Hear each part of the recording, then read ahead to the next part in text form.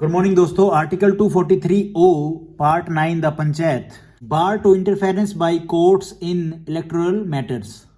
इसमें बार का मतलब क्या है? बार का मतलब है बैन होना। ठीक है, तो कोर्ट का बैन है। बैन किसमें है? कोर्ट को पंचायत इलेक्शन के मैटर्स में कोर्ट को घुसने का कोई राइट नहीं है, उसके बारे में यहाँ पे बताया गया है।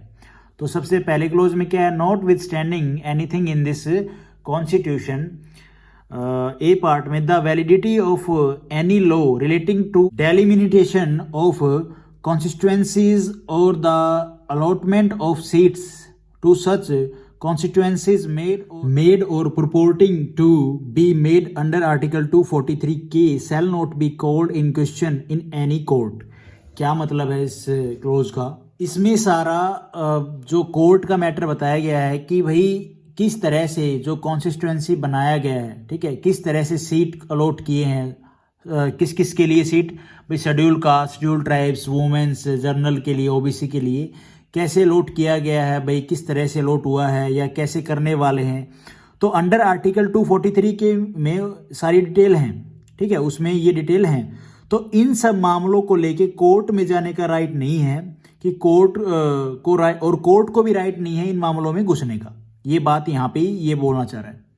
उसके बाद बी पार्ट में क्या है? No election of any panchayat shall called in question except by an election petition presented to such authority and in such manner as is provided for by or under any law made by the legislature of a state।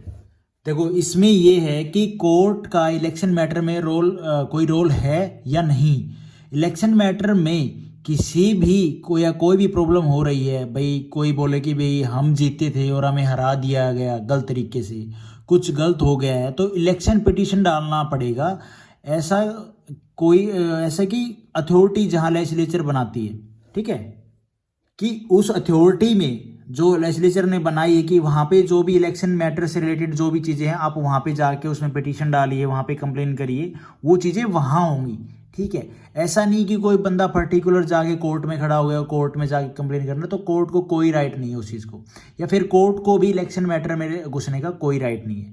ठीक है, अगर ऐसा कुछ घपला होता है तो जो स्टेट लेजिस्लेचर ने बनाई गई अथॉरिटी, वहाँ पे जाके पिटीशन डालेंगे, इलेक्शन पिटीशन। तो ये बात यहाँ पे बोल रहे हैं। तो एक आपको आइडिया हो गया है कि मान लो जब ये पंचायत में इलेक्शन होते हैं तो इनमें घपला होता है, तो कहाँ पे जाके कंप्लेन करें? तो भैया स्टेट लेजिस्लेचर ने अथॉरिटी बनाई होती है, वो आपको वहाँ पे पता चल जाती है कहाँ पे कंप्लेन करनी है, कैसे करनी है, वो सब वहाँ पे पता चल जाता है।